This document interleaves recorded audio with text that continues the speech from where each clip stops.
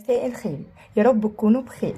عندنا دلوقتي بعد ما بنخلص الساوند الحروف اصوات الحروف بنعرف ايه هما الفايف فاولز. الفايف فاولز اللي هي الاي والاي والاو واليو والاي. الخمس حروف دول لازم الطفل يحفظهم جدا، علشان دول بناخد عليهم قواعد قدام. عندنا اول حاجه حرف الاي.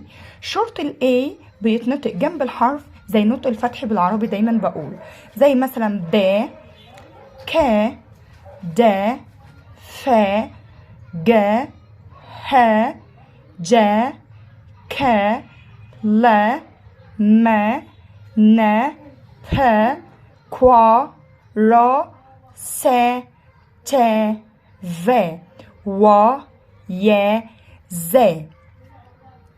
دي بنتعود ان احنا نخلي الطفل يحفظهم علشان يعرف يقرأ ويتملى انجليش كويس. ب زي كلمة بات او باج، ك زي كات او كار، وهكذا. د زي داد، ف زي فات او فان، ج جاج، ه هات، ج جا او جام او جار، وهكذا.